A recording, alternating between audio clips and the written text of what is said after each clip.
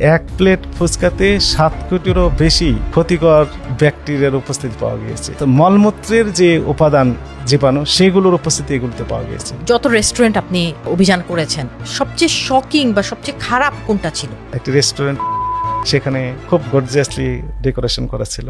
টয়লেটে ভিতরেই এই তরকারি, মাছ, মাংস ওখানে ধোয়া হয়। অ্যাজ আ কনজিউমার আমরা কিভাবে জানবো যে না এই রেস্টুরেন্টে এরকম অনিয়ম হচ্ছে? আমরা কিভাবে বুঝতে পারবো? ওই যে চিকেন ললিপপ, চিকেন বল, চিকেন সসেজ, এই সবগুলো দেখলাম যে কয়েক মাস আগে মেয়াদোত্তীর্ণ হয়ে গেছে। দেখেন, বলে ডায়রিয়া, আমাশয়, টাইফয়েড, জন্ডিস, হেপাটাইটিস সহ নানা রোগে আক্রান্ত হচ্ছে এবং বছরে 3 কোটি মানুষ শুধু অনিরাপদ খাবার কারণে। তো আপনার সম্পদ রক্ষা করার দায়িত্ব আপনার, কনজিউমারদের অধিকার প্রিজার্ভ করার দায়িত্ব হচ্ছে কনজিউমারদের।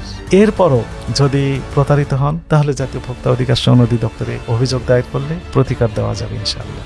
ইনশাআল্লাহ স্যার। আজকে আমাদের সাথে যিনি আছেন তার চোখ ফাঁকি দেওয়া কোনো দোকান, কোনো বাজার বা কোনো রেস্টুরেন্টের পক্ষে একদমই সম্ভব না। আমাদের সাথে আজকে আছেন বাংলাদেশের ভোক্তা অধিকার অধিদপ্তরের একজন ওয়াইডলি রেকগনাইজড নাম, আব্দুর জব্বার মণ্ডল।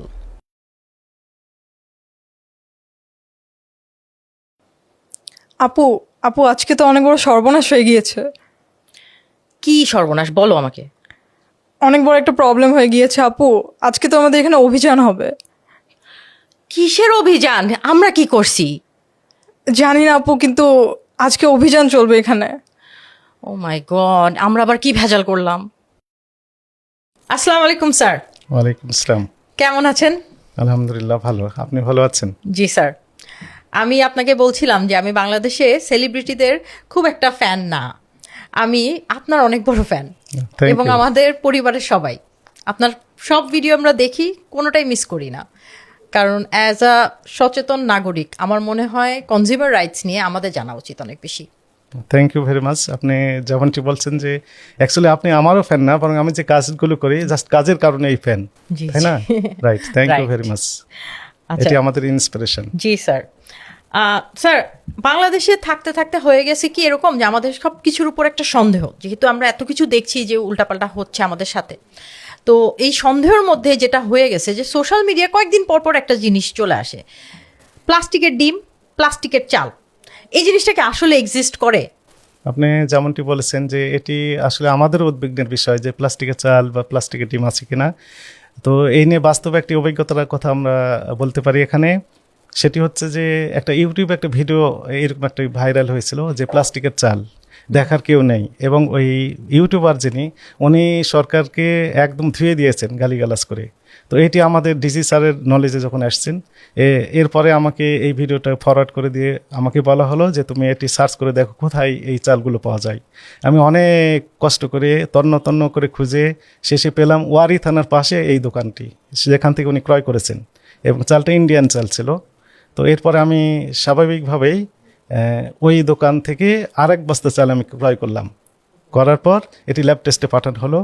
ল্যাব টেস্টের পর রিপোর্টের পর দেখা গেল যে আসলে প্লাস্টিকের চাল নয়, আসল প্লাস্টিকের পাওয়া সেখানে নেই, ন্যাচারাল চাল, স্বাভাবিক চাল। এবং এরপরে ওই ইউটিউবারকে আবার আমরা ডেকে নিয়ে আসলাম যে আপনি যে এইরকম একটা ভিডিও দিলেন, জনগণকে বিভ্রান্ত করার চেষ্টা করেছেন। তো উনি বলছেন না, এই চাল কড়াইয়ে আগুনে যদি দেওয়া হয় তাহলে এই প্লাস্টিকের মতো যেভাবে পুড়ে ঠিক সেইরকমভাবে পুড়ে যায়। তো আমরা যে ল্যাব টেস্টের রিপোর্ট আপনি দেখেন, স্যাম্পল আমাদের কাছে এখনও আছে, বাকি চাল এখন আমাদের কাছে সংরক্ষণ করা আছে।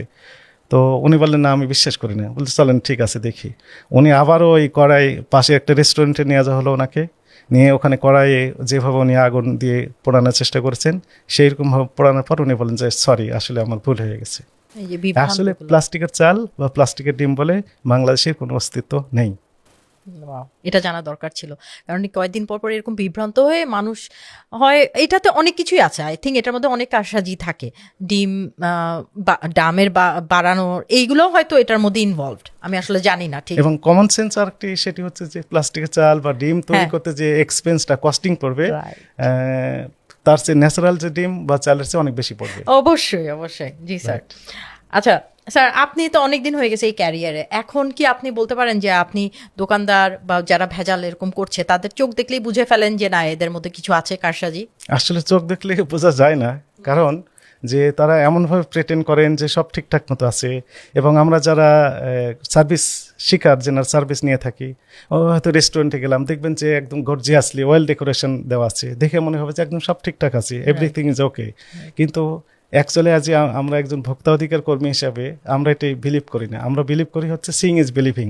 আমরা সরাসরি কিচেন রুমে যাই, এই গর্জিয়াসলি ডেকোরেশন রুমে আমরা থাকতে চাই না। কিচেন রুমে গেলে দেখবেন যে আসলে মাকড়াসের জাল আছে, সেখানে ময়লা আবর্জনা স্তূপ আছে, এখানে অপরিষ্কার অপরিচ্ছন্ন পরিবেশে তৈরি করছে। আগের দিনে যে বাসি খাবার ছিল সেগুলো হয়তো ফ্রিজে সংরক্ষণ করেছে, তবে সংরক্ষণের যে সিস্টেম সেটি তারা মানেননি। কাঁচা খাবার পাকা খাবার একসাথে একই ফ্রিজের সেম চেম্বারে ওপেন করে রেখে দিয়েছেন। তো ফলে এখানে খাবারগুলো অনিরাপদ হওয়ার যে আশঙ্কা সেটি তৈরি হচ্ছে, এগুলো আমরা দেখতে পাই। ফলে আমরা সরাসরি চোখ মুখ দেখে আমরা বিশ্বাস করি না।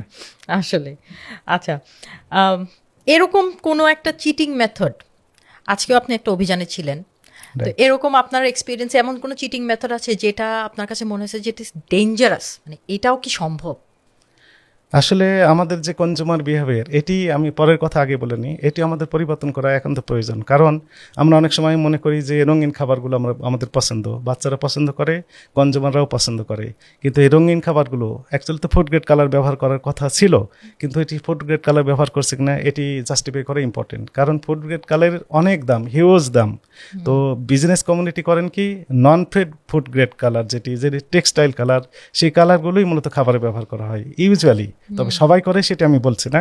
তো এই যে অল্প দামের যে খাবারগুলো, যে রঙগুলো খাবারের সাথে মিশিয়ে দিচ্ছে, সেগুলো নন ফুড গ্রেড, অর্থাৎ এটি হচ্ছে নন ফুড গ্রেড, এবং একই সাথে সেটি হচ্ছে টেক্সটাইল কালার। এবং এই সোর্সগুলো আমরা খুঁজে খুঁজে শেষে চকবাজার পেয়েছিলাম, ঢাকার চকবাজারে। তো সেখানে আমরা দেখলাম যে বড় কোটা, সেখানে লেখা আছে যে textile colour, industrial use only. এখন যখন আমরা ধরতে গেলাম, ওই সেক্টরের যেনারা আছেন ওনারা বলেন যে আপনার তো জ্ঞান কম। কেন জ্ঞান কম? তো বলেন লেখা আছে না ইন্ডাস্ট্রিয়াল ইউজ অনলি, তো আমরা তো ফুড ইন্ডাস্ট্রিতে ব্যবহার করি। অ্যাকচুয়ালি ইন্ডাস্ট্রিয়াল এখানে বলতে যে কাপড়ে ব্যবহার করা যাবে, সেইটি ওনারা ব্যবহার করছেন খাবারের সাথে। Very sad. এবং আপনারা জানেন যে এটি পরীক্ষা করার ওয়ে দুইটি, একটা হচ্ছে যে ল্যাব টেস্ট করা, আরেকটা হচ্ছে যে ফিজিক্যাল টেস্ট। তো ফিজিক্যাল টেস্ট হচ্ছে এরকম যে হাতে রংটা নিয়ে পানি দিয়ে ধুয়ে যদি ক্লিন হয়ে যায় হাত, তাহলে ধরে নেওয়া হয় যে আসলে এটি ফুড গ্রেড হতে পারে। কিন্তু আমরা ওই রঙগুলো দেখি যে হাত থেকে ওঠে না, অনেকবার সাবান দেওয়ার পরও দেখা যাচ্ছে হাতে লেগেই থাকে, সেগুলো খাওয়া হচ্ছে অনিরাপদ। এগুলো হচ্ছে টেক্সটাইল কালার। একই সাথে আজকের যে অভিজ্ঞতা আমরা দেখলাম যে একটি মিষ্টি কারখানা আমাদের গোয়েন্দা বাহিনী আমাদের তথ্য দিয়ে হেল্প করেছেন। তো সেখানে আমরা দেখলাম যে মিষ্টিকে হোয়াইটেন করার জন্য তারা হাইড্রোজ ব্যবহার করেছে, এবং হাইড্রোজ স্পষ্ট আপনি গুগলে দেখবেন, সার্চ দিলে, যে হাইড্রোজ সুতার কারখানায় ব্যবহৃত হয় সুতার রংটা ঠিকঠাক করার মতো করার জন্য। এই কালার, ইয়েস ইট ইজ, এই হাইড্রোজ ব্যবহার করা হয়। এটি খাওয়া তো দূরের কথা, নাকের কাছে বা স্পর্শ করা অনিরাপদ, অথচ সেগুলো ব্যবহার করা হচ্ছে খাবারের ভিতর। কেন ব্যবহার করা হচ্ছে? মিষ্টি শিরা যেন সাদা হয়, হোয়াইটেন হয়। একই সাথে আমরা দেখলাম যে কিছু ওই যে মিষ্টি আছে যেগুলো কালার করা হয়েছে, বিভিন্ন রঙের রং ব্যবহার করা হয়েছে, এবং সেগুলো অনিরাপদ রং, অর্থাৎ টেক্সটাইল কালার। তাহলে একদিকে সাদা মিষ্টি অনিরাপদ হচ্ছে, অন্যদিকে কালারফুল মিষ্টি সেটিও অনিরাপদ। কেকের ক্ষেত্রে আমরা একই রকমের বিষয়টা আমরা অবজার্ভ করি। ফলে খাবারগুলো আসলে আমাদের অনিরাপদ মনে হচ্ছে। অবশ্যই। আর এগুলো যারা খায় তাদের মানে কি ধরনের ক্ষতি হতে পারে? হ্যাঁ, এবং এর সাথে আরেকটি বিষয় আমি যোগ করি, যেহেতু খাবার নিয়ে আলোচনা হচ্ছে। কয়েকদিন আগে যুগান্তর পত্রিকা একটি রিপোর্ট বেরিয়েছে, সেটি হচ্ছে যে 1 প্লেট ফুচকা, যেগুলো মেয়েরা বেশি পছন্দ করে, স্পেশালি স্কুল কলেজের গেটের সামনে এই দোকানগুলো বেশ পপুলার, এবং সবাই ছাত্রছাত্রীরা একদম লম্বা লাইন, ইভেন গার্ডিয়ানরাও দেখি যে লম্বা লাইন নিয়ে দাঁড়িয়ে থেকে খাচ্ছেন। 1 প্লেট ফুচকাতে 7 কোটিরও বেশি ক্ষতিকর ব্যাকটেরিয়ার উপস্থিতি পাওয়া গিয়েছে, এবং সেই ব্যাকটেরিয়ার নাম হচ্ছে কলাই থেকে শুরু করে আরো অনেক কিছু, যেগুলো পায়খানার অর্থাৎ মলমূত্রের যে উপাদান জীবাণু, সেগুলোর উপস্থিতি এগুলোতে পাওয়া গিয়েছে। এগুলো খাওয়া খুবই অনিরাপদ, এগুলো আমাদের অ্যাভয়েড করা উচিত। আমি কি বলবো আসলে জানি না, আমিও রিপোর্টটা দেখেছি, এরপর থেকে ফুচকা খাওয়া আমিও বাদ দিয়ে দিয়েছি। বাট আসলে অ্যাওয়ারনেস ইজ ইম্পর্টেন্ট, বাট এর মধ্যে দিয়েও আমাদের দরকার হচ্ছে যে আমরা কি খাচ্ছি, এটা আমরা যে ঢুকাচ্ছি ভিতরে, এর আগে এটা নিয়ে একটু স্টাডি করা, একটু দেখা পরিবেশটা, তাই না? এই জিনিসটা অনেক ইম্পর্টেন্ট। আচ্ছা, তো স্যার আমি আপনাকে এখন যদি একটু আলাদা প্রশ্নগুলো করি, যে আপনি যখন আপনার ফ্যামিলির জন্য বাজার করতে যান, বাজারে ঢুকেন, তখন কি ওখানে আবার অভিযান করতে শুরু করে দেন, না সুন্দর মতো বাজার করে চলে আসেন? অ্যাকচুয়ালি আমি বাজার খুব কম করি, এবং আমার একদম বাসার পাশে যে দোকানগুলো, হ্যাঁ। সেই দোকানগুলো থেকেই মূলত আমি বাজার ইউজুয়ালি করে থাকি। তো সেখানে তো অভিযান করার সুযোগ হয় না, তবে আমাকে দেখে সবাই বেশ সচেতন হয়ে থাকে, যেটি আমি খেয়াল করি। অবশ্যই অবশ্যই। না, আপনি ইউ আর আ ফেস, যাকে আসলে তার, আমি ওটাই জিজ্ঞেস করলাম আপনাকে যে আপনি চোখ দেখে বুঝেন কিনা, কারণ আপনাকে ফাঁকি দেওয়া খুব কঠিন ব্যাপার। আচ্ছা, আপনি তো খুব মাথা ঠান্ডা করে, আমি দেখি যে খুব উত্তেজিত পরিবেশেও আপনার মাথা ঠান্ডা, আশেপাশে সবাই চিল্লাচিল্লি করতেছে, আপনি ঠান্ডা হয়ে সুন্দর করে কথা বলতেছেন। তো এই যে মাথা ঠান্ডা করে কাজ করেন, আপনি কি বাসায়ও এরকম ঠান্ডা প্রকৃতির, ভয় মানে আপনাকে সবাই ভয় পায় এরকম টাইপের কিনা আপনি? দুইটি বিষয়, একটি হচ্ছে যে অফিসের বাইরে আমি তো এটি মানে সরকারি চাকরি করছি, এবং এখানে তো মাথা হট করার কোনো সুযোগ নেই। এটা আমার উপর অর্পিত যে দায়িত্ব, সেই দায়িত্বই পালন করছি। আমি শিক্ষিত মানুষ, এবং আমি একটা পরীক্ষায় অংশগ্রহণ করে তারপরে আমাকে সরকার নিয়োগ দিয়েছে, সরকারকে রিপ্রেজেন্ট করছি। ফলে এখানে আমার তো মাথা হট করার একদম স্কোপ নেই।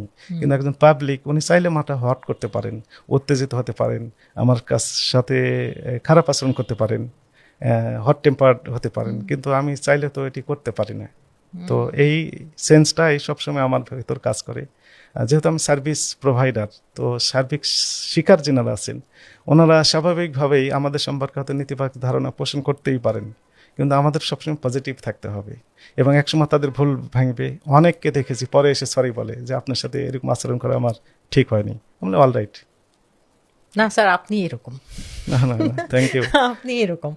আচ্ছা, তো আপনার বাসায় আপনাকে সবাই কি ওরকম ভাবে চিন্তা করে যে না, বেশি কথা বলা যাবে না, মাথা যদি আবার মানে রাগ যদি করে ফেলে, এরকম? আপনি না, বাসায় বাসায় বরং ঠান্ডা? দেখি যে বাসায় আমার উপরই অনেক উত্তেজিত হয়ে যান, এবং আমাকে ওখানেও সামাল দিতে হয়। আচ্ছা, তো ভালো, আপনি দুই জায়গায় আপনি মাথা ঠান্ডা করার একটা ট্রেনিং আপনার আছে, আচ্ছা। তো সব জায়গায় আপনি মেনটেন করেন। রেস্টুরেন্টের কিছু প্রশ্ন আপনাকে করি, যেগুলো আমাদের সবাই কনজিউমার হিসেবে প্রশ্ন থাকে। তো আমি খুব বেসিক কোয়েশ্চেনই করব আপনার কাছে। আসলে আপনি অনেক অনিয়ম দেখেন, অনেক কিছু দেখেন, বাট আমাদের কনজিউমারের আমরা কিন্তু জানিও কম। সো আমাদের প্রশ্নগুলোও এরকম সীমিত। আমরা যতটুকু জানি যে রেস্টুরেন্টে তেলাপোকা থাকলে তখন কি করা উচিত, এরকম টাইপেরই সিম্পল কিছু কোয়েশ্চেন করবো আপনাকে। তো আপনার জীবনে যে যত রেস্টুরেন্ট আপনি অভিযান করেছেন, সবচেয়ে শকিং বা সবচেয়ে খারাপ কোনটা ছিল, বা কি ধরনের রেস্টুরেন্টগুলো সবচেয়ে খারাপ রেটিং পায়? আপনি যেমনটি বলছেন যে আমরা প্রথম প্রথম যখন এই অভিযানগুলো পরিচালনা করা শুরু করেছিলাম, ঠিক তখন আর বর্তমান সিচুয়েশন কিছুটা পরিবর্তন আমরা দেখতে পেয়েছি, কারণ আমাদের অক্লান্ত পরিশ্রম এবং এই যে আপনারা মিডিয়াতে যিনারা আছেন, বিভিন্নভাবে প্রচার প্রচারণার কারণে ব্যবসায়ীরা কিছুটা ইমপ্রুভ করেছেন তাদের অবস্থান থেকে। এটা পজিটিভ সাইন। তো ওপেনিং অভিযানগুলোতে আমরা দেখতাম যে ফ্রিজের একই চেম্বারে আগের দিনের বাসি খাবার খোলা অবস্থায় একদম কাঁচা মাছ মাংসের সাথে এক সুন্দর করে রেখে দিয়েছেন। ওনারা আসলে জানেন না যে এরকমভাবে রাখা অনিরাপদ হয়ে যাচ্ছে, খাবারগুলো জীবাণুযুক্ত হয়ে যাচ্ছে, এবং রান্নাঘরের অবস্থা খুবই ভয়াবহ থাকে। কেমন মাকড়াসে চাল রয়েছে, ময়লা আবর্জনা স্তূপ, দুর্গন্ধ বের হচ্ছে, এমনটি আমরা দেখেছি। আজকেও আমরা দেখলাম, ভেরি স্যাড টু সে, যে টয়লেটের টয়লেটের ভিতরেই এই তরকারি মাছ মাংস ওখানে ধোয়া হয়। তাহলে ওইখান থেকে তো জীবাণুযুক্ত হয়ে যাচ্ছে। ওনারা যুক্তি বলেন যে এগুলো নাকি প্রচুর পরিমাণে যখন হট করা হয়, রান্না করার পর জীবাণু আর ঠিক থাকে না। এটা তো ঠিক না, এর খাবারগুলো অনিরাপদ হয়ে যাচ্ছে। এইরকম আমরা দেখেছি। আরেকটি বিষয় আমরা দেখেছিলাম যে এই যে রঙের বিষয়গুলো, অনিরাপদ রং। একটি রেস্টুরেন্ট, আমি নাম না বলি, সেখানে খুব গর্জিয়াসলি ডেকোরেশন করা ছিল। তো আমরা যখন ভিতরে ঢুকলাম, আমার চোখ তো যায় কিচেন রুমে, সরাসরি দেখলাম যে কিচেন রুমে একটি ছেলে কি যেন ডাস্টবিনের ভিতর হাত দিয়ে ঢুকিয়ে দিল। আমার একটু সন্দেহ হলো যে নিশ্চয়ই সামথিং রং। আমি সরাসরি ওখানে গেলাম, যাওয়ার পর ওই ছেলেটাকে জিজ্ঞেস করলাম যে আপনি কি ঢুকালেন বলেন। বলতে না কিছু না। তো আমি তো নিজের চোখে দেখলাম, আপনি ঢুকিয়েছেন বলেন। তো না কিছু না। বলে আমি তাহলে বের করি। তো বলতে না, একটু ঢুকিয়েছি। কি? তো একটা কৌটা ঢুকে দিয়েছে, কন্টেনার। তো কন্টেনারটা বের করেন। বের করার পর দেখা গেল ওটি কালার, এই কন্টেনারে ভর্তি কালার ছিল। তো জিজ্ঞেস করলাম কি কালার? ফুড গ্রেড কালার আপনি ডাস্টবিনের ভিতর ফেলে দিলেন কেন? নিশ্চয় এটি সন্দেহজনক। বলছে না এটা ফুড গ্রেড। না ঠিক আছে, ল্যাব টেস্ট পাঠাবো। ম্যানেজার সাহেব, ডেপুটি ম্যানেজার দুইজনই আসলেন, এসে বলছেন যে ঠিক আছে চলেন, ওনার স্বীকারোক্তি দেন না। এরপরে আমি জাস্ট কৌশলী ভূমিকা নিলাম, আমি অ্যাকচুয়ালি খাওয়াতাম না, তো 2 গ্লাস নিলাম, নিয়ে বললাম যে আপনাদের দুজনকে তাহলে 1 গ্লাস করে খাওয়াবো, যদি খেতে পারেন তাহলে বুঝবো ঠিক আছে অলরাইট এটি ফুড গ্রেড। বলছেন আমার মরে যাবো। প্রথম রিয়াকশন বলছে মরে যাবো। তো আপনি মরে যাবেন তাহলে অন্যকে মেরে ফেলছেন, বলতে সরি ভুল হয়েছে আর করবো না। জাস্ট এরকম অভিজ্ঞতা, এরকম হাজার হাজার my অভিজ্ঞতা God. আমাদের রয়েছে। এই ভিডিওটা দেখছি আমি। আচ্ছা, যাই হোক স্যার, এখন যদি রেস্টুরেন্টে আমরা তো আমাদের রাইটস নিয়ে কথা বলবো, হ্যাঁ, যে এটার আইন কি, আমাদের রাইটসটা কি, আমরা কনজিউমার হয়ে ধোকা খেয়েই যাব আর রেস্টুরেন্টের বিরুদ্ধে কিছুই করব না, এটাও তো হয় না। সো রেস্টুরেন্টে যদি নোংরা পরিবেশ বা পচা মাংস এসব থাকে, তখন আপনারা যে মানে ফাইনটা দেন, এরপরেও এরা রিপিট করে, অ্যাজ আ কনজিউমার আমরা কিভাবে জানবো যে না এই রেস্টুরেন্টে এরকম অনিয়ম হচ্ছে? আমরা কিভাবে বুঝতে পারবো? It is very difficult to understand, because কনজিউমাররা তো ওই কিচেন রুমে যাওয়ার স্কোপ নেই, তাদেরকে যেতে দেওয়া হয় না। কেন, আমরা কি চাইলে যেতে পারি না? রাইট। তবে পজিটিভ কথা হচ্ছে যে নিরাপদ খাদ্য কর্তৃপক্ষ, যিনারা শুধু ফুডস নিয়ে কাজ করে, আমি এখানে একটু বলে রাখি যে জি। এই ভোক্তা সংরক্ষণ আইন 2009 অনুযায়ী ফুডস, গুডস, মেডিসিন এবং সার্ভিস, এই 4টি সেক্টর নিয়েই মূলত আমরা কাজ করে থাকি। আর নিরাপদ খাদ্য কর্তৃপক্ষ শুধু ফুডস নিয়ে কাজ করে থাকেন। আচ্ছা, তো ওনারা যে A+, A- ক্যাটাগরাইজ করেছে কিছু রেস্টুরেন্টকে, তো সেই সিস্টেম অনুযায়ী কিচেন রুমের যে ভিডিও লাইভ সেটি দেখানোর জন্য একটা ক্যামেরা সেট করা থাকে সেখানে, এবং কনজিউমাররা যেখানে পরিবেশন করা হয় খাবারগুলো সেখানে বসে থেকে দেখতে পারবেন কিচেন রুম। তো এইটি যদি চালু করা যায় গোটা দেশেই সকল এই কারখানাগুলোতে বা খাদ্য উৎপাদনকারী প্রতিষ্ঠানগুলোতে অথবা রেস্টুরেন্টগুলোতে, তাহলে কনজিউমারদের এই স্কোপটা তৈরি হবে। আচ্ছা, এমনিতে একটা কনজিউমার যদি বলে যে না আমি আপনার রেস্টুরেন্টে খাবো, আমি একটু আপনার কিচেনটা ঘুরে দেখতে চাই, এটার কি আমাদের রাইটস আছে? রেস্টুরেন্ট ডিনাই করতে পারে? ওই যে বলা হয়েছে যে কনজিউমারদের যে বেসিক রাইটস, তার জানার অধিকার রয়েছে, তার তথ্যের অধিকার রয়েছে, তো চাইলে জানতে পারবেন, কিন্তু বিজনেস কমিউনিটি সেটি কি অ্যালাউ করবেন? সেই পরিবেশ আমাদের দেশে এখন হয়েছে কিনা, না। এটি $1 মিলিয়ন কোশ্চেন। না, হয়নি, আমাদেরও সেই সাহস নেই। রাইট, তবে ভয়েস রেজ করতে হবে। জি, অবশ্যই। আচ্ছা, আর একটা প্রশ্ন করি তাহলে, যে বাসি খাবার বা খারাপ খাবার খেয়ে যদি আমার শরীর খারাপ হয়, ফুড পয়জনিং হয়, অনেকেরই হয়। কয়েকদিন আগে আমি একটা দেখছিলাম যে একটা রেস্টুরেন্ট, দামি দামি রেস্টুরেন্ট, ওখানকার স্যান্ডউইচ এই সেই খেয়ে অনেকগুলো মানুষ অসুস্থ হয়ে হসপিটালে ভর্তি ছিল। সো সেই সময় আমরা যদি শরীর খারাপ হয়ে যায়, সেই সময় আমরা কি এই রেস্টুরেন্টের উপরে মামলা করতে পারি কিনা? হ্যাঁ রাইট, এই যে শরীর খারাপ হলো, হসপিটালাইজড হলেন, ওখানে একটা রিপোর্ট তৈরি হবে যে কি কারণে ফুড পয়জনিং এর কারণে মূলত এটি হয়েছে। তো এই যে রিপোর্ট সহ যদি মামলা দায়ের করা যায়, অবশ্যই এটি আমলযোগ্য অপরাধ এবং শাস্তি হতে পারে, অর্থদণ্ড হতে পারে, কারাদণ্ড হতে পারে। আচ্ছা, রাইট। তো আপনারা যে রেস্টুরেন্টে গিয়ে ফাইনগুলো চিন্তা করেন, যেমন অনিয়ম দেখে ফেলছেন, কি কি অনিয়ম আছে, সেই সময় যে ফাইনটা দেন, এইটা নির্ধারণ করেন কিভাবে? এটা কি আপনাদের কোনো মানে চিন্তাভাবনা কিভাবে করেন যে এটা এই রেস্টুরেন্টের এত ফাইন হওয়া উচিত? এটা কি আপনাদের করেন? এটি আপনি যেমনটি বলছেন, এটি হচ্ছে আমরা on the instant judicial mind apply করে তার অপরাধের মাত্রা কেমন, তার ক্যাপাসিটি কেমন, এই সব কিছু বিবেচনা করেই মূলত এই রায়টি ঘোষণা করা হয়, এবং এটি অবশ্যই আদায়যোগ্য এবং আদায় হয়। আদায় হয়? আদায় হয়নি এমন রেকর্ড আমাদের নেই। হ্যাঁ, আদায় হতেই হবে। আর আদায় হওয়ার পর তারপর ওদেরকে কি আবার চেক করতে যান যে ওরা আবার এই একই জিনিস করতেছে কিনা? হ্যাঁ, রিপিটেশন হয়। যেমন উত্তরাতেই গত সপ্তাহে একটি শিশু খাদ্য তৈরি করেন, স্পেশালি চকলেট তৈরি করেন এই জাতীয় আরও। তো এটি 1 বছর আগে একবার আমরা আসছিলাম, সেখানে দণ্ড হয়েছিল 6 লক্ষ টাকার মতো। অনেক অনিয়ম সেখানে আমরা খেয়াল করেছিলাম। তো এইবারে রিভিউ দিলাম যে অনেক পজিটিভ, অনেক ইমপ্রুভ করেছে তারা, পজিটিভ হয়েছে। রাইট। আচ্ছা, তো that's good. তো ফলে আমরা রিপিটেশন করি, যদিও আমাদের রিপিটেশন করার স্কোপ কম হয়, কারণ যে বিভিন্ন সেক্টরে অনিয়ম রয়েছে, এই অনিয়মগুলো ট্যাকেল দেওয়ার জন্য আমাদের যে লোকবল দরকার, আমাদের যে লজিস্টিক সাপোর্ট দরকার, সেটি আমাদের আমরা চেষ্টা করছি ইমপ্রুভ করার জন্য। তো এটি পেলে আমাদের জন্য আরেকটু হেল্পফুল হবে। আচ্ছা স্যার, ধরেন খাবারে আমি খাবার রেস্টুরেন্টে অর্ডার দিয়েছি, খাবারে আমি তেলাপোকা বা চুল এরকম টাইপের জিনিস পেলাম, তখন কি আমি সেই মুহূর্তে রেস্টুরেন্টের উপরে ফার্স্ট কি চার্জ করতে পারি? সেখানে সঙ্গে সঙ্গে তাদেরকে ইনস্ট্যান্ট জানাতে হবে যে যে চুলটা পড়লো, চুল দুইটাই হতে পারে, দুটি ভাবে পড়তে পারে। একটি হচ্ছে যে আগে থেকে চুল পড়া ছিল সেইরকম হতে পারে, আরেকটি হচ্ছে যে কনজুমারদের মাথা থেকেও চুল পড়তে পারে, যে কোনো একটি ঘটতে পারে। কিন্তু আমার ব্যক্তিগত একটা অভিজ্ঞতা রয়েছে, সেটি হচ্ছে যে আমাদের অফিসে একবার বিরিয়ানি অর্ডার দিয়েছিলাম, এপিবিএন আমাদের সাথে আসতো, আর্ম ফোর্সেস ব্যাটালিয়ন, উত্তরায় থেকে যেত। তো তাদের দুপুর পার হয়ে যাচ্ছে, তো বলে ঠিক আছে তাদেরকে বিরিয়ানি খাওয়াই। তো 10 জন ছিলেন ওনারা, 10 জন, আর আমাদের আরও 12টি প্যাকেট দিলাম। সেখানে আমার প্যাকেটে দেখলাম তেলাপোকা ভিতরে একদম ওই রকমভাবেই রয়েছে, ভেরি স্যাড। সঙ্গে সঙ্গে ওই ম্যানেজার বা মালিককে আমরা জানালাম, মালিক আসলেন, এসে বললেন যে আমরা সরি, ভুল হয়ে গেছে, জীবনে এগুলো আর হবে না। এই প্রতিশ্রুতি তো করে লাভ কি? রাইট, এই জন্য তাদের কার্যক্রম ক্লোজলি মনিটরিং করা উচিত। হ্যাঁ। এই টুলটি সবসময় ব্যবহার করতে হবে। জি। ওনারা এখন ভালো হয়েছেন, যে আগামীকাল ভালো থাকবেন এটা আমরা বলতে পারবো গ্যারান্টি না। নাই। জি।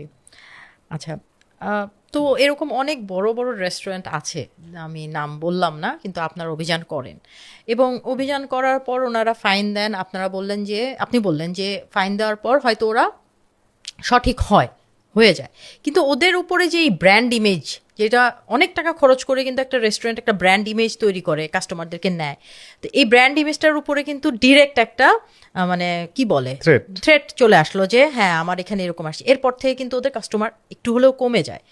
তো এইটাকে আপনি কিভাবে দেখেন যে ওদেরকে কি এরকম ভিডিও বানায়, ওদের ইমেজটাকে নষ্ট করা কি ঠিক, নাকি ওদেরকে আগে ওয়ার্নিং দেওয়া উচিত? আপনি যেমনটি বলেছেন যে কারো ব্যক্তিগত ইমেজ বা কোনো প্রতিষ্ঠানের ইমেজ নষ্ট হোক, ক্ষুণ্ণ হোক, এটি আমরা চাই না। সরকারের তরফ থেকে তাদেরকে বরং সহযোগিতাই করা হয়। কিন্তু আমরা যখন দেখি যে আসলে তারা বিষয়গুলো মানছে না, তাদের যে আইন কানুন মেনে চলা উচিত, স্পেশালি রেস্টুরেন্ট ব্যবসার ক্ষেত্রে অনেক আইন আছে, সবগুলো আইন নামে একটি আইন যদি তারা মানে, নিরাপদ খাদ্য আইন 2013, যেটি 1959 সালের আইন। এই 59 সালের আইন 2013 সালে সংশোধন হয়েছে। এই আইনটি যদি মানে এবং তার সাথে কিছু বিধিমালা আছে, আমার মনে হয় না সে ওই প্রতিষ্ঠান কোনোদিন জরিমানার আওতায় আসবে, কিন্তু তারা মানে না। লাইসেন্সিং অথরিটি তাদের কিছু টার্মস অ্যান্ড কন্ডিশন দিয়ে দেয়, ওই টার্মস অ্যান্ড কন্ডিশন যদি তারা পড়ে এবং ওইগুলো যদি তারা মেনে চলে, তাহলে তাকে জরিমানা দিতে হবে না। কিন্তু তারা তো এগুলো করতে করে না, ইচ্ছাকৃত হবে, অথবা তাদের কর্মচারী সেগুলো করতে পারে না, তাদের কর্মচারী দিয়ে যে করেই নিবে সেটি তারা করতে পারে না, ট্রেনিং এর অভাব। রাইট। আমি তো ব্যক্তিগতভাবে যেটি মনে করি যে ফুড ইন্ডাস্ট্রিতে যেনারা চাকরি করেন, সরকারের এমন একটি অর্গানাইজেশন এখানে এগিয়ে আসা উচিত, যেনারা শুধু ট্রেনিং দিবেন এবং এই ইন্ডাস্ট্রিগুলোতে যেনারা চাকরি করবেন তাদের ওই ট্রেনিংয়ের সার্টিফিকেট ছাড়া চাকরি করতে পারবেন না। তাহলে কি হবে, এটি বেশি ইফেক্টিভ হবে। আমি এর সাথে একটু যুক্ত করে দিতে চাই যে সরকারের স্বাস্থ্য খাতে যে পরিমাণ বরাদ্দ দিতে হয়, এই বরাদ্দ এত দিতে হবে না, কারণ আমাদের অসুখ হবে না।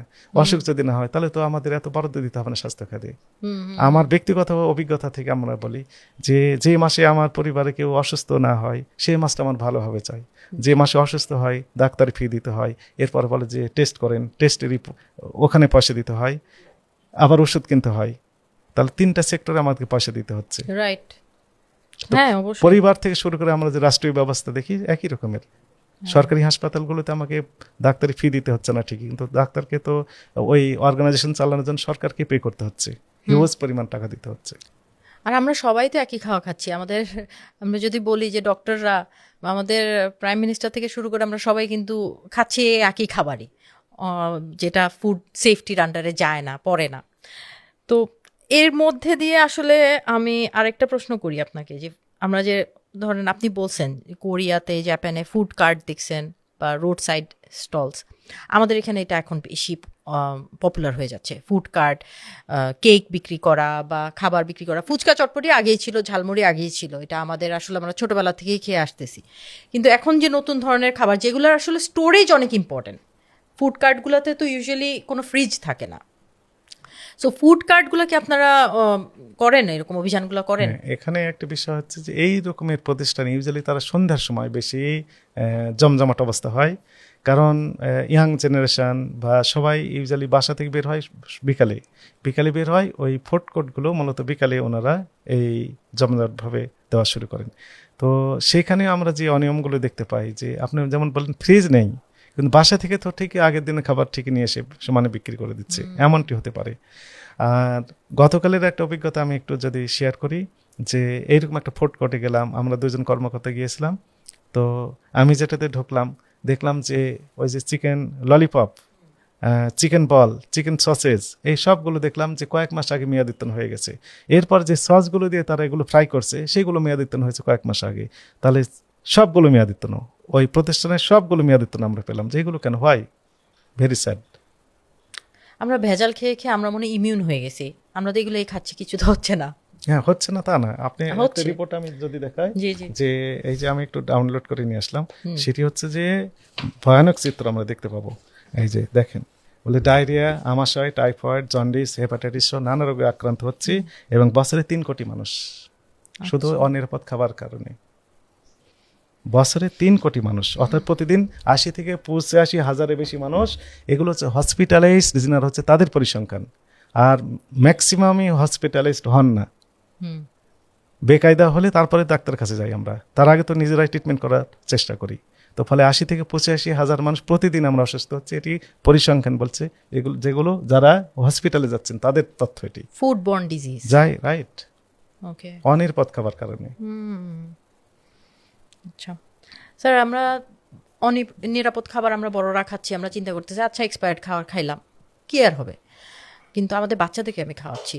So that is more alarming আমার কাছে মনে হয়। সো বাচ্চাদের ক্ষেত্রে আমরা যে বাচ্চাদেরকে আজকাল চিপস, চকলেট বা কালারফুল ডোনাট, মিষ্টি জাতীয় খাবার, Cake. এগুলা হ্যাঁ কেক, এগুলা খাওয়াচ্ছি। তো এই জিনিসগুলা আসলে আমরা কিভাবে সচেতন হতে পারি যে এগুলা কি খাওয়ানো উচিত কি উচিত না? রাইট, আপনি যেমনটি বলেছেন যে কেকের ক্ষেত্রে আমরা দেখি যে উৎপাদন মেয়াদ যেমনটি দেওয়ার কথা, সেগুলো ম্যাক্সিমাম ক্ষেত্রে দেওয়া হচ্ছে না। অনেকে এগিয়ে আসছেন ঠিকই, তাদের সাধুবাদ জানাই, কিন্তু ম্যাক্সিমামই আমরা দেখি যে কেকের উৎপাদন মেয়াদ এই শিশু খাদ্যটির দেওয়া হয় না। আমার নিজের বাচ্চার এক জন্মদিনে সে বলে যে বাবা একটা কেক কিনে দাও, তা আমি ইউজুয়ালি এগুলো কিনি না।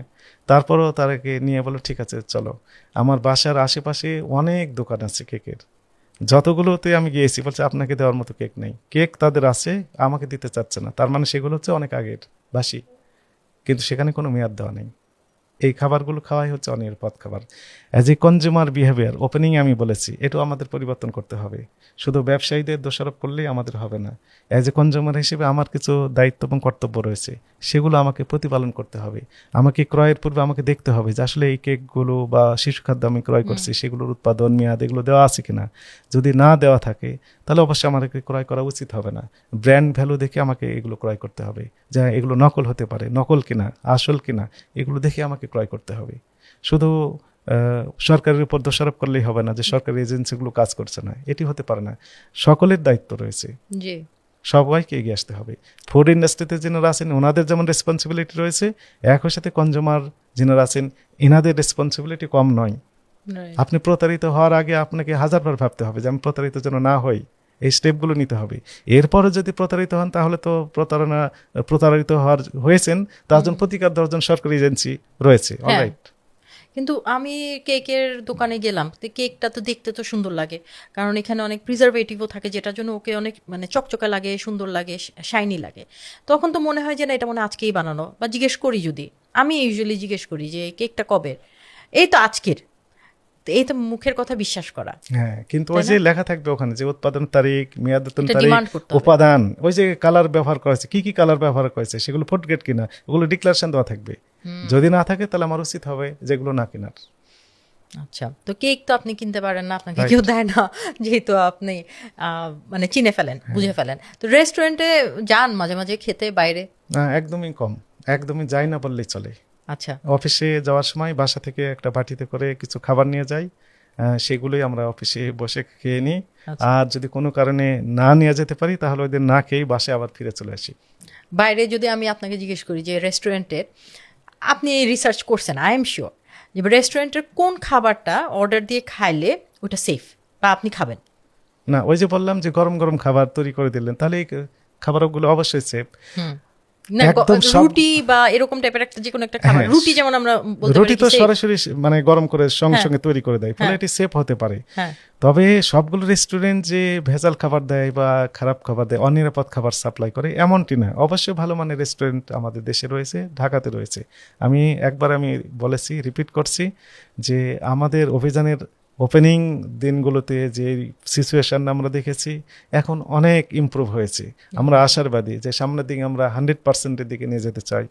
জনগণ যেন সুস্বাস্থ্যের অধিকারী হয়, এই খাবারকে যে অনিরাপদ খাবারকে যে রোগ ব্যাধিতে আমরা আক্রান্ত হচ্ছি সেখান থেকে আমরা উঠে আসতে চাই। জি অবশ্যই, আমরা সবাই চাই। আর আরেকটা প্রশ্ন করি, আমার মাথায় আসলো মাত্র, যে 5 স্টার হোটেল ভার্সেস ধরেন একটা নর্মাল রেস্টুরেন্ট, আপনি কি বলতে পারেন যে 5 স্টার হোটেলে অনিয়ম একদমই হয় না?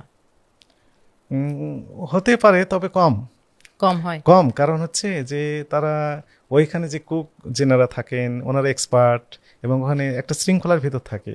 প্রত্যেকটা খাবারে দেখবেন যে ওনারা নিজেরাই যেগুলো করে রেখেছেন, প্রিপারেশন ওখানে ডেট লিখে রাখেন যে কত ঘন্টা ওনারা ব্যবহার করবেন, এগুলো একটা মেনটেন করেন। এটা পজিটিভ হ্যাঁ। সাইন।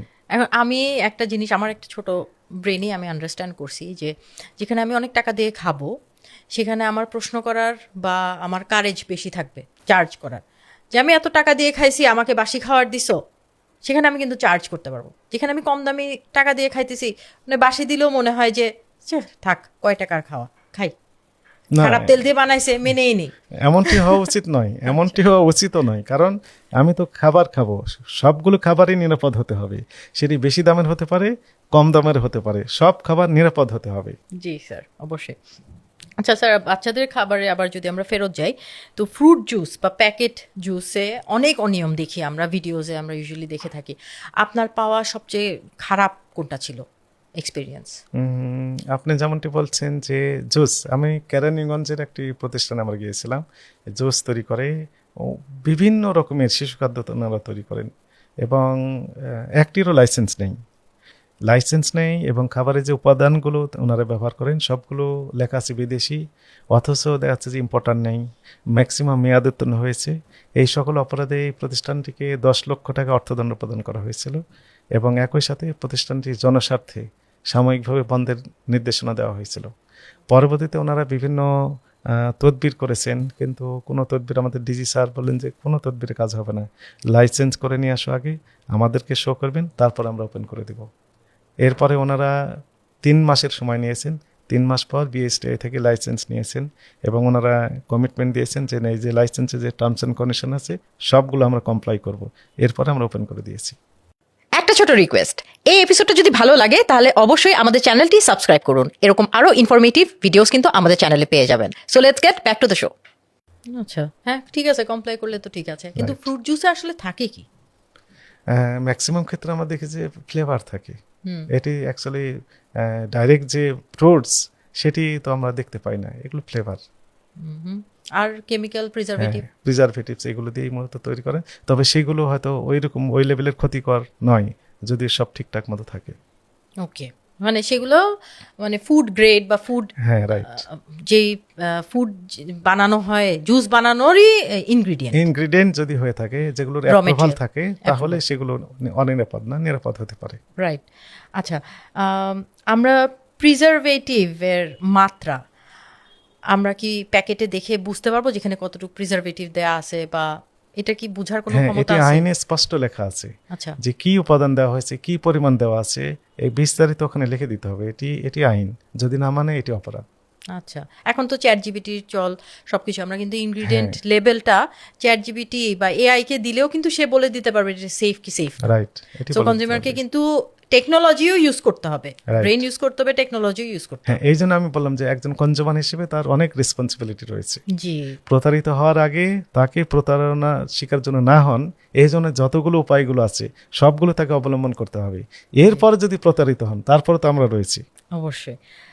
আচ্ছা স্যার, আমি তো প্যারেন্টিং নিয়ে অনেক কন্টেন্ট করি আসলে, তো আপনাকে একটা প্রশ্ন না করলেই না। আপনার যে বাচ্চারা আছে, সন্তানরা আছে, তাদের জন্য যদি আপনি একটা মেসেজ দিতেন, ওরাও নিশ্চয়ই আপনার এই প্রোগ্রামটা দেখবে, তো ওদের জন্য একটা মেসেজ যদি দিতেন যে আপনি বাবা হিসেবে ওদেরকে কোন স্থানে দেখতে চান বা ওদের থেকে আপনি কি এক্সপেক্ট করেন? না, প্রথম কথা হচ্ছে ভালো মানুষ হতে হবে, এটি হচ্ছে মেসেজ। ভালো মানুষ হতে হবে, তো ভালো মানুষ হওয়ার জন্য তাকে সুস্বাস্থ্যের অধিকারী হতে হবে।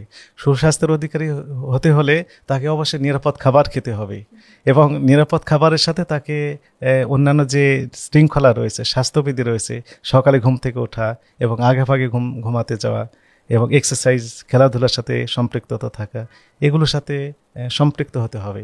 একটি কথা আমি বিভিন্ন জায়গায় বলি, সেটি হচ্ছে যে সেটি বাচ্চাদের ক্ষেত্রে না, বড়দের ক্ষেত্রেও অ্যাপ্লিকেবল।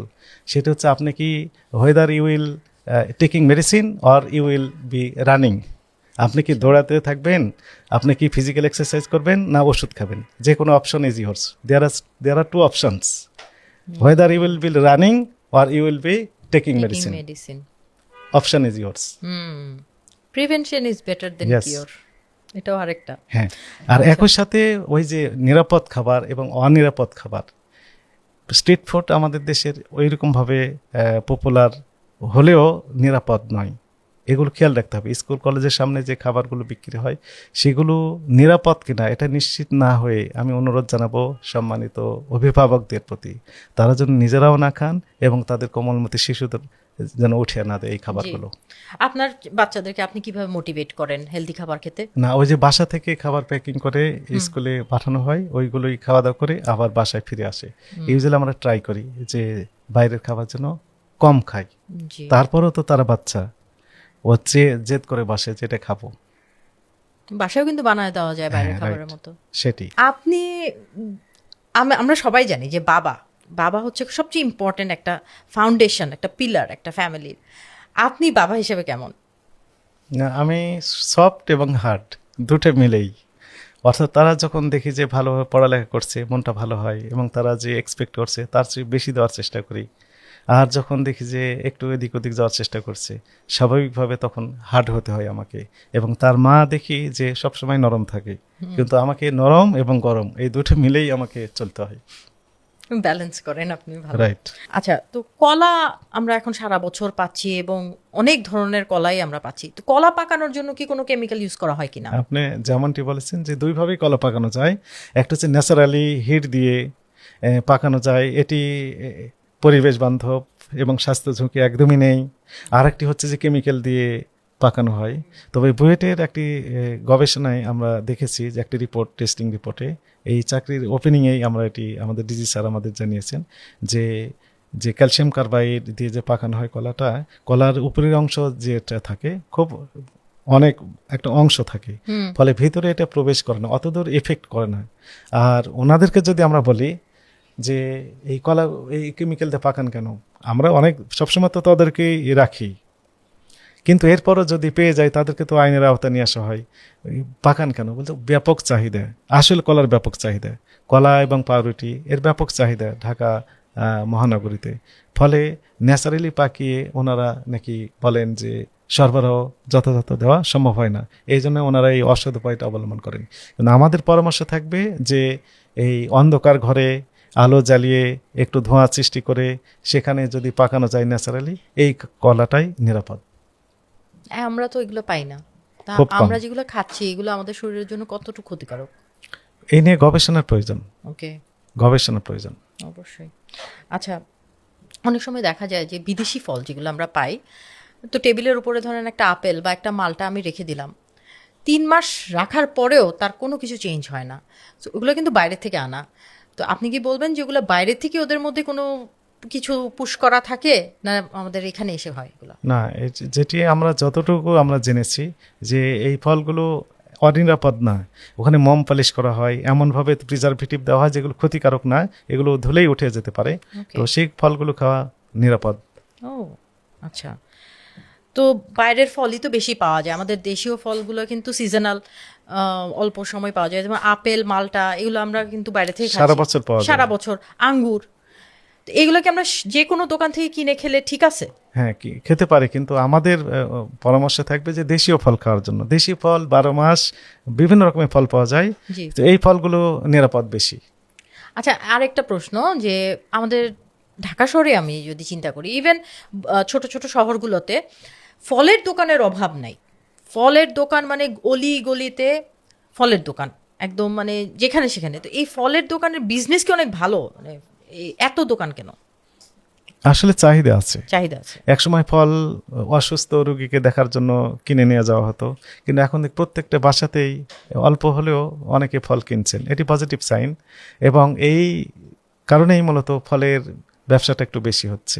ওকে, রাইট। ঠিক আছে। আমাদের আসলে ক্যাপাসিটি বেড়েছে, ক্যাপাসিটি, অ্যাবিলিটি বেড়েছে, ক্রয় ক্ষমতা বেড়েছে, এটি পজিটিভ সাইন। That's good. কারণ ফ্রুটস কিন্তু এক্সপেন্সিভ। রাইট। তো এই ফ্রুটস কিনে যদি আমি ধরা খাই, ধরেন একটা আমের সিজনে আমের কেজি কিন্তু ভালোই দাম থাকে। 4টা আম কিনতে হলেও আমার হয়তো 300-400 টাকার মতন লাগবে। তো ওই ফলটাতে যদি আমি ধরা খাই বা ভেজাল ফলটা খাই, তাহলে এটা কতটুকু আমার জন্য ক্ষতিকারক? না, অনেক ক্ষতি তো, অনেক তাই না? ক্ষতি। রাইট। আমার টাকাও যাচ্ছে সেখানে, আমার নিজেরও হেলথেরও ক্ষতি হচ্ছে। আমি খাচ্ছি ফল হচ্ছে। হেলদি, হ্যাঁ। কিন্তু দিক দিয়ে আমার 12টা বাজায় দিচ্ছে।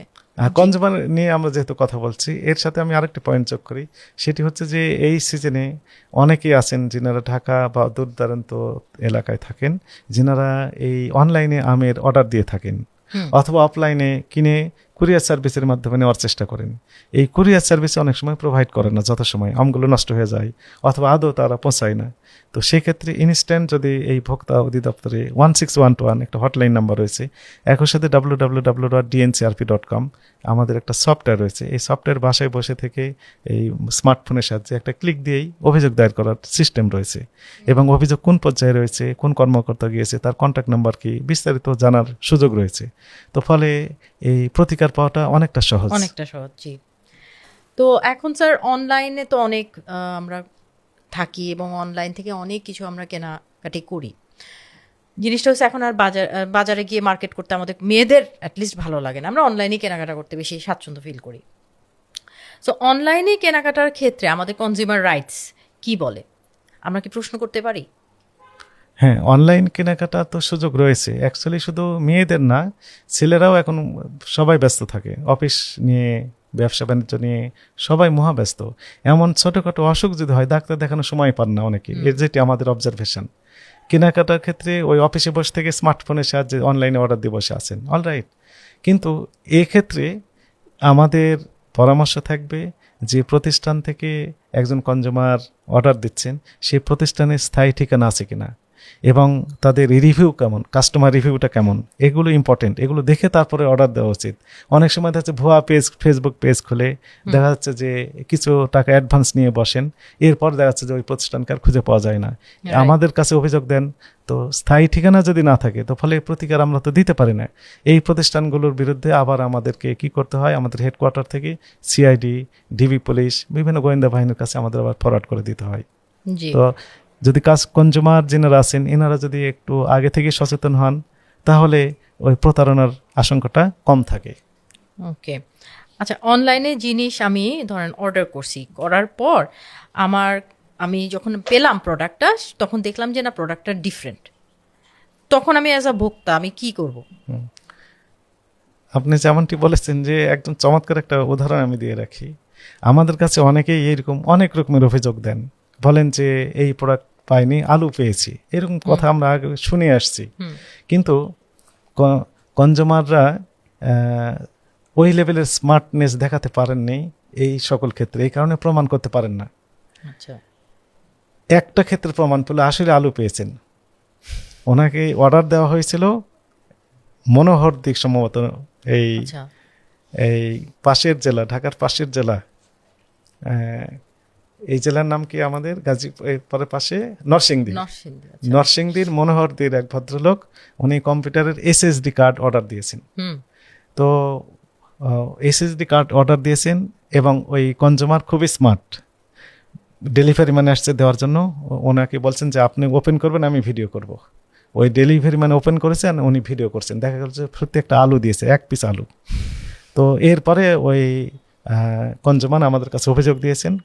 তো সৌভাগ্যক্রমে এই অভিযোগ আমার কাছে আসছে তদন্ত করার জন্য। ওই পক্ষকে ডাকার পর যেহেতু ভিডিও আছে, ফলে অস্বীকার করার সুযোগ হয়নি। এই প্রতিষ্ঠানকে জরিমানা করা হয়েছে 50,000 টাকা। এবং মুসলেখা দিয়েছেন যে ভবিষ্যতে আর এগুলো করবেন না। তাহলে আমাদের মেসেজটা এরকম যে ডেলিভারি ম্যান যখন এই প্রোডাক্টটি দিতে আসছে তখন কনজিউমারের উচিত হবে যে ডেলিভারি ম্যানের উপস্থিতিতেই এটি আনবক্স করা, যাতে করে ডেলিভারি ম্যানকেও আমরা সাক্ষী রাখতে পারেন। একই সাথে পেমেন্ট সিস্টেম দুই রকমের আছে, একটি হচ্ছে যে প্রি পেমেন্ট, আর একটি হচ্ছে যে ক্যাশ অন ডেলিভারি। যদি অপশন থাকে তাহলে ক্যাশ অন ডেলিভারি দেওয়াই বেটার। যদি প্রোডাক্ট আমার পছন্দ না হয় তাহলে আমি নিলাম না, তাহলে আমার প্রতারণার এখানে আশঙ্কা একদমই জিরো। কিন্তু যদি অনেকে কার্ডে পেমেন্ট দিয়ে দেন তো সেক্ষেত্রে একটা আশঙ্কা থেকেই যায় যে ওই প্রোডাক্টটা সময় মতো দিবে কিনা, অথবা ওই প্রোডাক্টটা দিবে কিনা, ভিন্ন প্রোডাক্ট দিবে কিনা, এরকম একটা আশঙ্কা থাকে। এত কিছু সচেতনতার পরেও যদি প্রতারিত হন তাহলে তো অবশ্যই ভোক্তা অধিদপ্তর তাহলে রয়েছে আপনারা আছেন। প্রতিকার দেওয়ার জন্য। জি, আচ্ছা, অনলাইনে অ্যাডভান্স নেয় অনেক কোম্পানিরা, অ্যাডভান্স নিয়ে তখন প্রোডাক্টটা আর দেয় না, সেই ক্ষেত্রে আমরা কি করতে পারি? আমরা কমপ্লেন করলে আমরা পাবো এটার? হ্যাঁ, আপনি যেমনটি বলেছেন যে ওই প্রতিষ্ঠানে যদি ঠিকানা থাকে, জেনুইন প্রতিষ্ঠান হয়ে থাকে, তাহলে অবশ্যই অভিযোগ দায়ের করলে ভোক্তা অধিদপ্তর থেকে প্রতিকার দেওয়া সম্ভব। টাকাটা ফেরত পাবো না? হ্যাঁ, টাকা ফিরে পাবেন, অবশ্যই রিফান্ড পাবেন, আচ্ছা, রিফান্ড পাবেন। রিফান্ড পাবো। আচ্ছা, অনলাইনের জন্য রিফান্ড আর রিটার্ন পলিসি আছে কিনা? রিফান্ড এবং রিটার্ন পলিসি এটি হচ্ছে ব্যবসায়িক পলিসি। একজন বিজনেসম্যান উনি আসলে রিফান্ড রিটার্ন পলিসি কি করবেন এটা আপস to him or her issue. তবে কাস্টমার যদি দেখেই নেন যে না এখানে রিফান্ড রিটার্ন হয় না, লেখেই যদি দিয়ে থাকেন, উনি ডিক্লারেশন দিয়ে থাকেন আগেই, তাহলে তো কাস্টমার দেখে শুনেই নিচ্ছেন। রাইট। আর যদি লেখা থাকে রিফান্ড রিটার্ন এইরকম পলিসি আছে, সেগুলো যদি কমপ্লাই করছে কিনা এগুলো অবজার্ভ দেখার বিষয়। অনেকে করে, অনেকে ইভেন সেলাররা, অনলাইন সেলাররা বলে যে ক্যাশ অন ডেলিভারি নিয়েছে, পরে প্রোডাক্ট পছন্দ হয় নাই, তখন ফেরত দিতে চায়। ওই যে তা আমরা কি কাস্টমার, ফেরত দিতে পারি কিনা? ওই যে কাস্টমার রিভিউ দেখেই ওই জন্য কনজিউমারের উচিত দেখা, মানে ওই প্রতিষ্ঠান থেকে ক্রয় করা, তাহলে আশঙ্কাটা কম থাকে প্রতারিত হওয়ার। না, আমি ক্যাশ অন ডেলিভারি নিয়েছি, এখন প্রোডাক্টটা আসলো আমার হাতে, সাপোজ আমি একটা জুতাই নিয়েছি, আমার জুতাটা সাইজেও হয়েছে, সবই হয়েছে, আমার পছন্দ হয় নাই, আমি রিটার্ন করতে চাই, আমি কি পারবো? আমার রাইটস আছে? এখন ওদের যে রিটার্ন পলিসি, এই পলিসিতে কি বলে এটা তো আমাকে ওরা দেখতে কি হবে। যা ইচ্ছা তাই পলিসি করতে পারে? এটা আমাদের গভর্নমেন্টের থেকে কোনো পলিসি নাই? এখন আমি বলি, এটি হচ্ছে কোরিয়া সফরে আমরা গেলাম, সেখানে দেখলাম যে 2002 সালে কনজিউমার এই যে ই কমার্স আইন, ই কমার্স অ্যাক্ট তারা তৈরি করছে 2002 সালে। 20 সালে করোনা হয়েছে, তো আমাদের ওই সময় একটা নীতিমালা তৈরি করেছে বাণিজ্য মন্ত্রণালয়। আর বর্তমানে একটা আইন সংশোধনী পর্যায়ে রয়েছে আমাদের আইনটি, এই ভোক্তা অধিকার সংরক্ষণ আইন 2009। এটি সংশোধনী হলে এই বিস্তারিত এই বিষয়ে এখানে থাকবে। এখানে রাইট, ই কমার্স আইন, ই কমার্সটা এটা চলে খুবই আসবে। জরুরি দরকার। আমরা এখন বাজারে চলে যাই, যেখানে আপনাকে সবচেয়ে বেশি দেখা হয়, বাজার। তো বাজারের ক্ষেত্রে মুরগি সবচেয়ে, আমার খুবই সেনসিটিভ একটা পার্ট হচ্ছে মুরগি, কারণ আমার বাচ্চারা মুরগি খুব পছন্দ করে এবং চিকেন আমরা সবাই খাই। তো এই মুরগির বাজারে সবচেয়ে বেশি কারচুপি কোথায় হয়? যদি আমি বলি যে ওজনের একটা বিষয় আছে, ডিজিটাল কারচুপি এখানে হওয়ার আশঙ্কা রয়েছে। এই কনজিউমারদের সচেতন থাকতে হবে যে আসলে ওজনে ঠিকঠাক মতো দেওয়া হচ্ছে কিনা। দেশি মুরগি, সোনালী মুরগি, পাকিস্তানি মুরগি, ব্রয়লার মুরগি, এতগুলা ভাগ, এর মধ্যে আমরা চিনবো কিভাবে কোনটা কি? আসলে চেনা কনজিউমারদের জন্য একটু ডিফিকাল্ট, তবে একটু যদি কমন সেন্স কাজে লাগাই তাহলে কনজিউমাররা প্রতারিত হওয়ার আশঙ্কা কম থাকবে। আমি উত্তরাতেই একটি প্রতিষ্ঠানে ধরেছিলাম, সেখানে এই সোনালী মুরগিটাই বিক্রি করছে দেশি মুরগি বলে, আচ্ছা, একদম সোনালী মুরগি কিন্তু বিক্রি করছে দেশি বলে। এরপরে আমরা যেটি দেখি যে কালার বার্ড, সেগুলো বিক্রি করছে সোনালী বলে। তাহলে বিভিন্ন রকমের প্রতারণা, অর্থাৎ কালার বার্ডটা হচ্ছে ব্রয়লার মুরগিরই একটি রূপান্তর।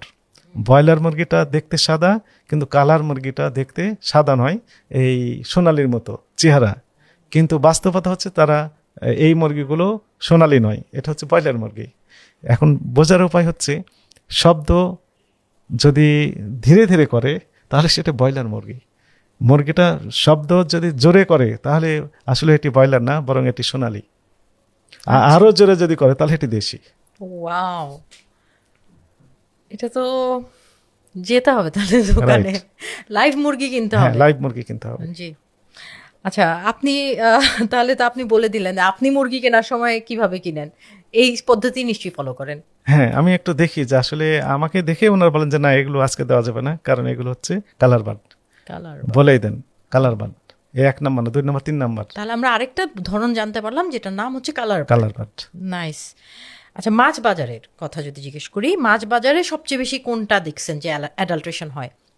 মাছ বাজারের ক্ষেত্রে আমরা দেখি যে ওজনে কারচুপির যে বিষয়টি রয়েছে, একই সাথে যে লাইভ ফিশ যেনারা কিনেন ওনারা তো ঠিক আছে অলরাইট, কিন্তু যেনারা বলেন যে মরা মাছ ঠিক সব ঠিকঠাক আছে, বাসায় যে দেখবেন যে পচে গিয়েছে, এরকম একটা বিষয়।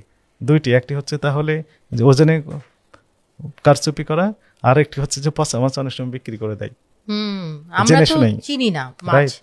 ঠিক না? তো মাছের আর আরেকটি বিষয় আছে যে অনেক সময় বলা হয় যে নদীর মাছ, নদীর মাছ। তো নদীর মাছ অলরাইট, নদীর মাছের দাম একটু বেশি হবে, কিন্তু অনেক সময় চাষ করা মাছ অনেক ব্যবসায়ী সবাই করেন এটি না, কেউ কেউ করেন কি নদীতে 1 সপ্তাহ যাবৎ ঘেরাও করে রেখে দেন, দেওয়ার পর কি হলে স্রোতের কারণে ওই মাছের টেস্ট, কালার সবকিছু একটু পরিবর্তন হয়ে যায়, এরপর নিয়ে এসে বলে যে নদীর মাছ। কথাটা আংশিক সত্য। ব্রেইন আছে ভালো, রাইট। আমাদেরই ব্রেইন কম। Okay. আচ্ছা, মাছে যে ফরমালিন দেওয়ার ব্যাপারটা, এটা কিভাবে ধরা পড়ে? ফরমালিন আছে এটি কিনা? ফরমালিন কিট রয়েছে এবং ফরমালিন যে টেস্টের উপায় রয়েছে, তো সেটি মৎস্য অধিদপ্তর ওনারা মাঝে মধ্যেই অভিযানগুলো পরিচালনা করে থাকেন। তো আমরা কনজিউমার বুঝবো কিভাবে ফরমালিন আছে নাকি না? কনজিউমারদের বোঝা আসলে একটু মুশকিল, এই কারণেই মৎস্য অধিদপ্তরকে সাথে নিয়ে আমরাও অভিযান পরিচালনা করি। তবে আশার কথা হচ্ছে যে না, এরকম আমরা সেভাবে পাই নাই, এখনো পান না। রাইট। এই ফরমালিন গুলো পায় কোথায় বাজারের লোকজন? ফরমালিন তো ইন্ডাস্ট্রিতে ব্যবহৃত হয়, ফলে এটি নিষিদ্ধ করারও সুযোগ নেই। এটি খুব কঠোরতার সাথে লাইসেন্সিং অথরিটি যেনারা রয়েছেন, কঠোরতার সাথে মনিটরিংয়ের মাধ্যমেই মূলত এগুলো দেওয়া হয় ইন্ডাস্ট্রিতে ব্যবহারের জন্য। যেহেতু ইন্ডাস্ট্রিতে প্রয়োজন, ফলে সরকার চাইলেও নিষিদ্ধ করতে পারছে না বা করছে না। Okay. কিন্তু কেউ কেউ অসাধু ব্যবসায়ী অল্প কেউ হয়তো এটা মিসইউজ করছেন, তবে আমাদের মনিটরিংয়ের কারণে কিছুটা এখন স্বাভাবিক রয়েছে। আচ্ছা, আর তাহলে আমি আবার বাজারে আরেকটা আইটেমের কথা বলি, যেটা হচ্ছে মশলা, খোলা মশলা। তো মশলায় বলা হয় যে ইটের গুঁড়া দেয়, কালার দেয়, এগুলো কি আপনারা রেগুলারলি পান? রেগুলারলি কমে না, গেছে? এগুলো হ্যাঁ অনেকটা কমে গিয়েছে। ব্র্যান্ড ভ্যালু দেখে নিতে হবে। আমি কোনো ব্র্যান্ডের নাম বলছি না, আসলে আমাদের সচেতন হতে হবে, ভোক্তা হিসেবে সচেতন হতে হবে। সম্মানিত ভোক্তা যিনারা আছেন, এনারা হয়তো যখন দেখবেন আমাকে হয়তো দোষারোপ করতে পারেন, যে আমি নিজেই একটা এক্সাম্পল যদি দিই তাহলে বুঝতে পারবেন। আমার ওই ছেলেটাকে নিয়ে বাসার পাশে কলমের দোকান, বড়টাই বলে কলম কিনতে হবে, 6টা কলম এক বক্সে থাকে, 30 টাকা 35 টাকা এরকম দাম। তো নিলাম, ছোটটাই বলে যে আমারও এক সেট কলম লাগবে, তাকেও দিয়েছি, জাস্ট আমি টাকা দিয়েছি। বাসায় এসে দেখি ছোটটার একটা কলম কম, 5টা কলম আছে ওই বক্সে। আমার নিজের ঘটনা এটি। এখন আমি বলি আব্বু যাও, যে ওই দোকানদারকে বললেই চিনে যেহেতু 6টা দিয়ে দিবে, আরেকটা দিয়ে দিবে। এখন ছেলে বলে যে আমরা তো ওইখানে দেখে নেওয়া উচিত ছিল, দেখে নিলে যদি 5টা থাকতো সঙ্গে সঙ্গে দিয়ে দিত, সরিও বলতো দোকানদার এবং আরেকটা দিয়ে দিত। কিন্তু আমরা যদি বাসায় এসে ওপেন করে দেখি যে আসলে একটা কম, এখন বলতো ঠিক হবে না। আমি বললাম যে 100% রাইট। এই প্রত্যেকটা ক্ষেত্রে এই সেন্স যদি আমরা কাজে লাগাই তাহলে আমরা প্রতারণার শিকার কম হব। অবশ্যই নিজে সচেতন থাকতে হবে, যে ও Right. বুঝে জিনিসটা, যে আমি ওখানে আমার তো এটা নিজের দায়িত্ব ছিল। আমি নিজে টাকা দিয়ে কিনতেছি, আমি একটা কি কিনতেছি এটা না দেখে আমি নিয়ে বাসায় আসলাম। বাসায় এসে ঠিক দেখলাম, তো ওইখানে যদি দেখতাম তাহলে আমি ওখানে চ্যালেঞ্জ করে দিতে পারতাম যে দেখেন 5টা আছে। Right. উনি সরিও বলতেন এবং আরেকটি কলম আমাকে দিয়ে দিতেন। ঠিক বলছে। তো আমরা তাহলে কি আমরা বলতে পারি যে আমরা ব্র্যান্ডের যে মশলাগুলো আছে Right. সেগুলা দেখে শুনে নিতে দেখে হবে। শুনে নেওয়াটা বেটার, কারণ ওরা অ্যাটলিস্ট এগুলা মেনটেন করে কোয়ালিটিটা। Right, হ্যাঁ। আপনারা পান ব্র্যান্ডের ফ্যাক্টরিতে গিয়ে ভালো পান সবকিছু? হ্যাঁ, ব্র্যান্ডেড ফ্যাক্টরিগুলোতে ভালো পাওয়া যায়। তাছাড়া একই সাথে বিএসটিআই মাঝে মাঝে ওনারা স্যাম্পল কালেক্ট করে টেস্ট করেন, করে দু একবার একটু সমস্যা পাওয়া গিয়েছে, সাবস্ট্যান্ডার্ড বিলো স্ট্যান্ডার্ড পাওয়া গিয়েছে। মহামান্য হাইকোর্টের নির্দেশনা দিয়েছিল যেগুলো উঠে নিতে হবে, সঙ্গে সঙ্গে আমরা ঝাঁপিয়ে পড়লাম এবং অল্প সময়ের মধ্যে সবগুলো বাজার থেকে উঠে নেওয়া হলো। তো ফলে এই সকল কোম্পানিগুলো অনেক সময় এগুলো সাবস্ট্যান্ডার্ড যদি দিয়েও থাকে, ওনারা খুব সচেতন হয়ে থাকেন যেন এগুলো না যায়, অর্থাৎ কোয়ালিটি সম্পন্ন প্রোডাক্ট যেন সাপ্লাই দেওয়া হয়। জি। লবণের ব্যাপারটা কি তাহলে? লবণে আয়োডিন আছে কিনা এটাকে আমরা বাসায় চেক করতে পারি কিনা? হ্যাঁ, বাসায় চেক করার সুযোগ আছে, তবে লবণে আয়োডিন আছে কিনা বিআইসিসি ওনারা মূলত এই লবণ নিয়ে কাজ করে থাকেন, তাদেরকে নিয়ে আপনারা পান এরকম লবণ? হ্যাঁ, তাদেরকে নিয়ে আমরা মাঝে মধ্যে অভিযান পরিচালনা করে থাকি, এবং ওই ইনস্ট্যান্ট ওইখানে বাজারে গিয়ে লবণ প্যাকেট খুলে পরীক্ষা করে আমরা একবার 17টা আইটেমের 10টাতে আমরা বিলো স্ট্যান্ডার্ড পেয়েছিলাম। হ্যাঁ, এবং তাদের লাইসেন্স বাতিলের জন্য আমরা সুপারিশ করেছিলাম, লাইসেন্স বাতিল করে দিয়েছে কর্তৃপক্ষ। ওকে, না এগুলো করা উচিত, লাইসেন্স বাতিলই করা উচিত, কারণ আমরা আয়োডিন কিন্তু আমাদের খুবই জরুরি একটা জিনিস। লবণে ইউজুয়ালি লবণে কোনো আয়োডিন থাকে না, এটা অ্যাড করতে হয়, add এবং করতে কত হয়। মাত্রা অ্যাড করতে হয় এটা আমাদের মানে বুঝে অ্যাড করতে হয়। রাইট। রাইট। আচ্ছা, আমি বাজারে যখন শাক সবজি কিনতে যাব, আমি কিভাবে বুঝবো যে আজকের ন্যায্য দাম কোনটা শাকসবজির? আজকে কৃষি বিপণন অধিদপ্তর রয়েছে, তাদের ওয়েবসাইটে প্রতিদিনের যে বাজারের মূল্য তালিকা সেটি আপডেট দেওয়া হয়, সেখানে ক্লিক দিলেও পাওয়া যায়। এছাড়া ভোক্তা অধিদপ্তরের এইখানেও যে কিছু কিছু পণ্যের মূল্য কেমন হতে পারে, যৌক্তিক মূল্য, সেটি আপডেট দেওয়া থাকে। আচ্ছা, দ্যাটস গুড, এটা জানতাম না আমরা। আচ্ছা, ক্যাশ মেমো বা রিসিট যদি না দিতে চায় তাহলে কি করা উচিত? ক্যাশ মেমো দিতে হবে, ঠিক আছে, কিন্তু কেউ যদি না দিতে চায় তাহলে একটা ভিডিও করা যেতে পারে যে ক্যাশ মেমো দিচ্ছেন না কেন, এরকম একটা কনভারসেশন হলো, সেটাও আমরা আমলযোগ্য বলে বিবেচনা করব। ওকে। আচ্ছা, ক্যাশ মেমো রিসিট এগুলা ইম্পর্টেন্ট কেন?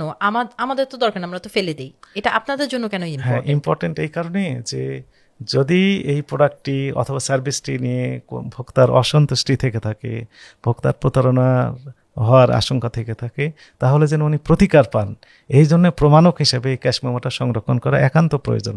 আদারওয়াইজ এই ব্যবসায়ী তো বলবেন যে না, তার কাছে আমি এই পণ্য বা সেবা বিক্রি করি নাই। আচ্ছা, ধরেন আমি একটা মিষ্টি দোকানে গিয়ে মিষ্টি খেয়ে আমার শরীর খারাপ হয়ে গেছে, এখন আমি ভোক্তা অধিদপ্তরে কমপ্লেন করব, সিস্টেমটা কি? কমপ্লেন করার সিস্টেম হচ্ছে যে www.dncrp.com, এইখানে ক্লিক দিলেই স্মার্টফোনের সাহায্যে একটা পেজ চলে আসবে, এইখানে বাসায় বসে থেকে অভিযোগ দায়ের করা যাবে, এবং অভিযোগটি কোন কর্মকর্তার কাছে আছেন, কি পর্যায়ে আছেন, কয়টি শুনানি হয়েছে, শুনানির রায়টা কেমন হয়েছে, বিস্তারিত তথ্য জানা যাবে বাসায় বসে থেকেই। আমার নাম জানতে পারবে দোকানদার? হ্যাঁ, আপনার নাম শুধু না, আপনার যাবতীয় তথ্যই জানতে পারবেন, কারণ আপনি অভিযোগ দায়ের করলেন, আপনার নাম তো উনি জানবেন, আবার ওনার নামও আপনি জানবেন। আচ্ছা, তো এখানে আমার সেফটি কে দিবে? সেফটি অ্যান্ড সিকিউরিটি, আপনার বাসা যদি অন্য কেউ দখল করে তো স্বাভাবিকভাবে আপনাকে তো হয় থানায় যেতে হবে অথবা কোর্টে যেতে হবে, তো আপনার সম্পদ রক্ষা করার দায়িত্ব আপনার। কনজুমারদের অধিকার প্রিজার্ভ করার দায়িত্ব হচ্ছে কনজুমারদের। কনজুমার যদি একসাথে হয় তাহলে এই অল্প সংখ্যক প্রতারক তাদের বিরুদ্ধে কিছুই করতে পারবে না। জি। আচ্ছা, আমরা ঢাকা শহরে আমরা আপনাদেরকে পাচ্ছি, আর গ্রামে বা ছোট শহরগুলোতে কি আপনারা তৎপর, মানে আপনারা ওখানেও কি কাজ করেন? হ্যাঁ, 64 জেলায় আমাদের অফিস রয়েছে, এবং বিভাগীয় 8টি বিভাগে বিভাগীয় কার্যালয় রয়েছে, এছাড়া জেলা প্রশাসন রয়েছে, উপজেলা প্রশাসন রয়েছে, ফলে ছড়িয়ে ছিটিয়ে রয়েছে আমাদের সার্ভিস প্রোভাইডাররা, ওখান থেকে সার্ভিস নিতে পারবেন। ওকে, তো স্যার আপনার কাছে লাস্ট থট আমার এটাই, আপনার থেকে জানতে চাবো যে আমি অ্যাজ আ কনজিউমার আমি যাতে না ঠকি, এই না ঠকার জন্য আপনি কিছু টিপস দেন আমাদের জন্য। টিপসটা এরকম যে কনজুমারদের সচেতন হতে হবে, কনজুমারদের বিহেভিয়ার একটু পরিবর্তন করতে হবে। কেমন? কোনো অনলাইনে কেনাকাটার ক্ষেত্রে যে প্রতিষ্ঠান থেকে আমি ক্রয় করতে যাচ্ছি সেই প্রতিষ্ঠানটির আদৌ স্থায়ী ঠিকানা আছে কিনা, অনআইটি ভুয়া প্রতিষ্ঠান, এগুলোর কাস্টমার রিভিউ কেমন, অন্য কোনো কাস্টমার প্রতারিত হয়েছে কিনা, আসলে অনলাইনে এগুলো যাচাই বাছাই করে তারপরে ক্রয় করা উচিত। ক্যাশ অন ডেলিভারি নেওয়াই বেটার, অ্যাডভান্স পেমেন্ট দেওয়ার পরিবর্তে যদি সিস্টেম থাকে। ম্যাক্সিমাম ক্ষেত্রে ক্যাশ অন ডেলিভারি দেওয়ার সিস্টেম আছে, অনেকে কার্ডে পেমেন্ট আগেই দিয়ে দেন। আমি পরামর্শ দিব যে আগে পেমেন্ট না দিয়ে ক্যাশ অন ডেলিভারি এই সিস্টেমটা প্রিফার করার জন্য। একই সাথে যখন পণ্যটি গ্রাহকের কাছে, কাস্টমারের কাছে ডেলিভারি দেওয়া হচ্ছে, ডেলিভারি ম্যানকে সাক্ষী রেখে ওপেন করে দেখা উচিত যে আসলে যে প্রোডাক্ট আমি দিয়েছিলাম অর্ডার, সেই প্রোডাক্টটি আমাকে দেওয়া হয়েছে কিনা, যে সাইজ দিয়েছিলাম সেই সাইজ দেওয়া হয়েছে কিনা, অন্যটি দেওয়া হয়েছে। এইগুলো আনবক্স করার সময় ডেলিভারি ম্যানকে সাক্ষী রেখেই করা উচিত, যাতে করে প্রতিকার পাওয়াটা সহজ হয়। আর অন্য সকল ক্ষেত্রে আমাদের চয়েস যেন একটু কনজুমার সুলভ থাকে। যেমন আমি রঙিন খাবার পছন্দ করছি, ওই রঙটা ফুড গ্রেড কিনা এটা আমাকে ভাবতে হবে।